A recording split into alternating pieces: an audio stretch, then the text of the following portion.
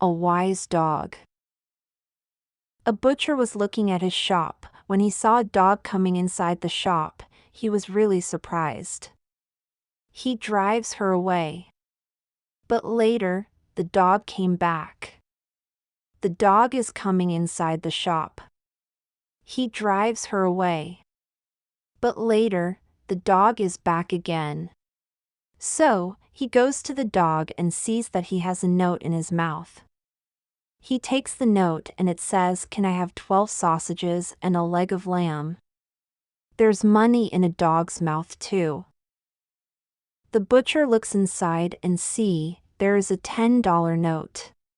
So he takes the money and puts the sausage and lamb in a bag in the dog's mouth. The butcher is very impressed, and since it is time to close, he decides to close the shop and follow the dog. So he leaves.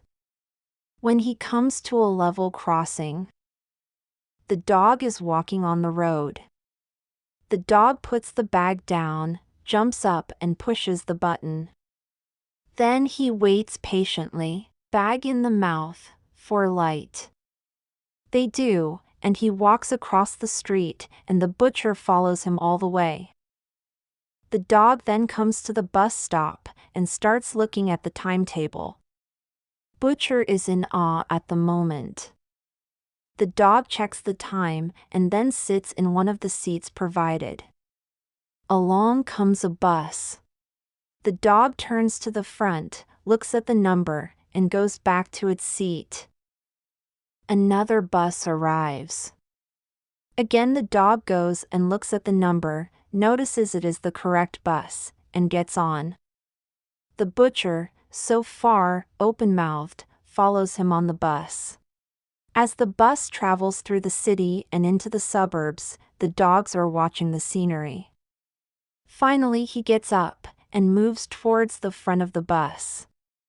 He stands on the back 2 paws and presses the button to stop the bus.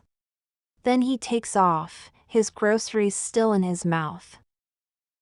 Well, the dog and the butcher are walking down the street, and then the dog turns into the house. He walks along the way and drops groceries on the step. Then he walks back on the way, makes a big run, and throws himself against the door. He walks back down the aisle, runs to the door, and again, he throws himself against her. There is no answer at home. So the dog goes back to the path, jumps over a narrow wall, and runs along the perimeter of the garden. He goes to the window, and bangs his head against it several times, walks back, jumps, and waits at the door.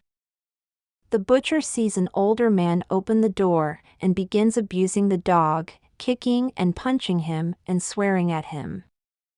The butcher runs, and stops the man. "What are you doing in the name of heaven? The dog is a genius. He could be on TV for the life of me." He goes to the window, and bangs his head against it several times, walks back, jumps, and waits at the door. The butcher sees an older man open the door, and begins abusing the dog, kicking and punching him, and swearing at him. The butcher runs, and stops the man. "What are you doing in the name of heaven? The dog is a genius. He could be on TV for the life of me." To which the man replies, "You call it clever?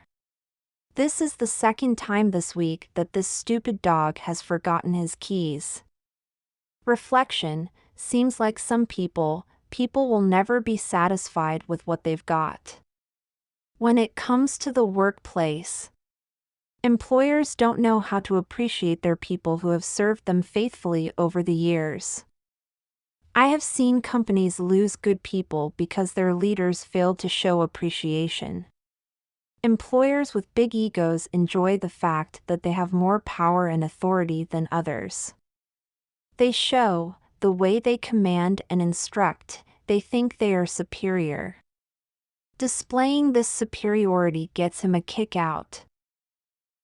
People who do this are fools, and everyone knows it except them.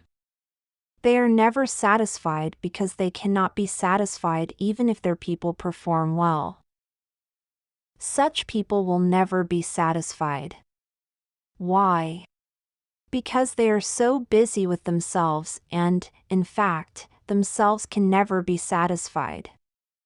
Happy and productive people are always those who are focused on others rather than autistic. The greatest idea of leadership is not the one who throws its weight here and there. Rather, he is a servant. As the Bible says, he who wants to be a leader must first be a servant. Her happiness comes from having a job that benefits others from her contribution. Service goal and success.